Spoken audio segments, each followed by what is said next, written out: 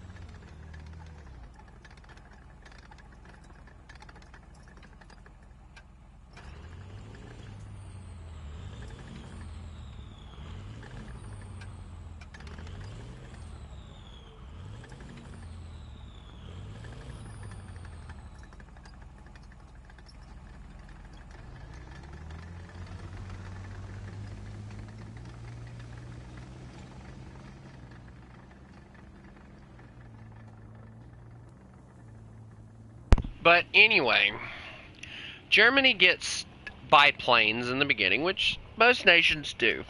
Actually, I think all nations get a biplane except for like a few nations.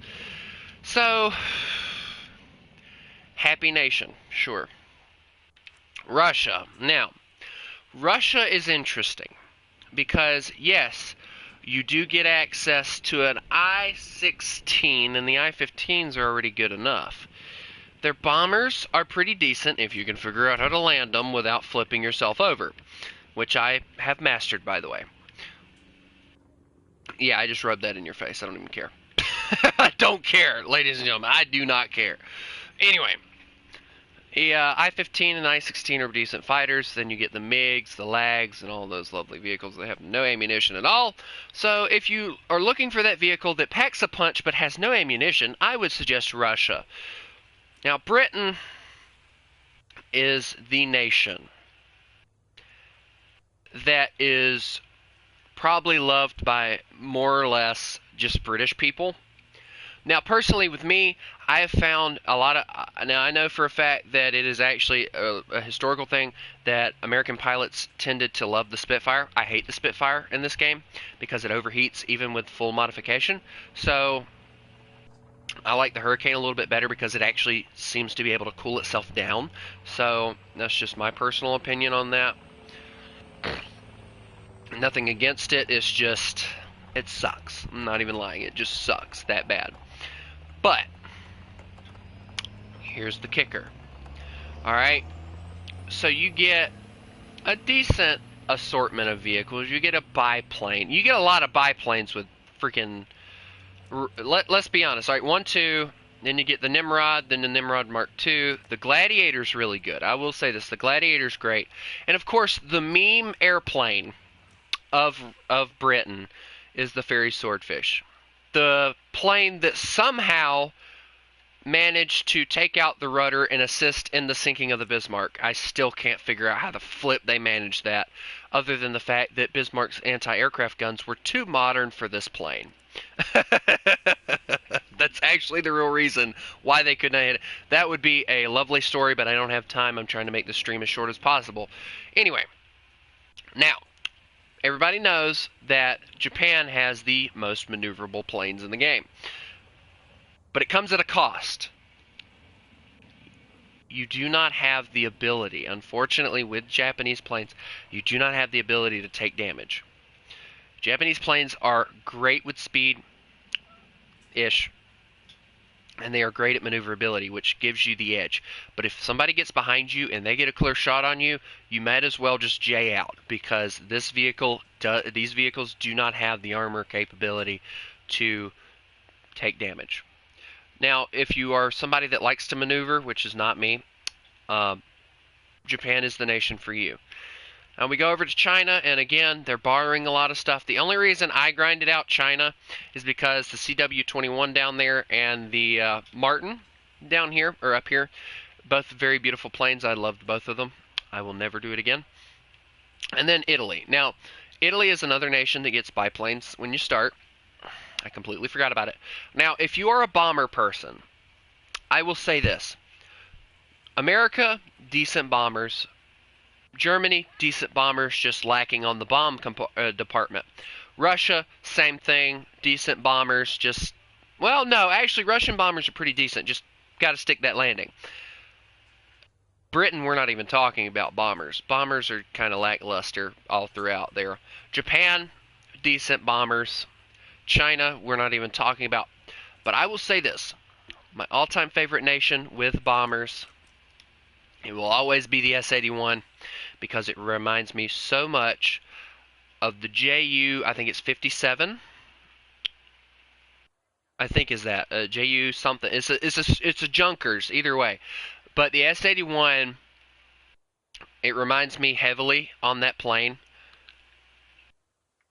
And I don't actually know if it is actually the... It looks like it to me, but I don't know. Forget that. And I will say this. The S-81 can take a lot of damage. And I always like to joke around and say, well, technically I have 3 engines, so if I lose 2, I can still fly. It's not the case. It's enjoyable. And one of the things that I learned to enjoy all throughout, I have up to, I think it is the SM-79B down there.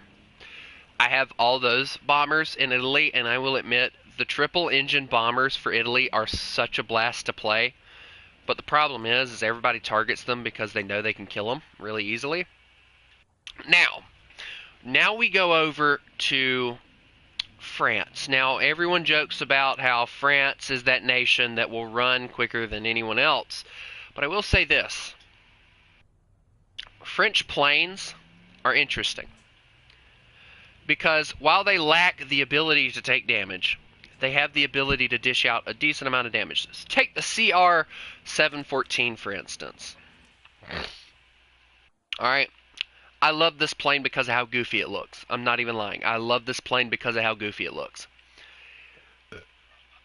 I love this plane also because of the fact that all of the machine guns are mounted in the wings. And I love that because it gives you a decent burst. But the problem is one of the things I have found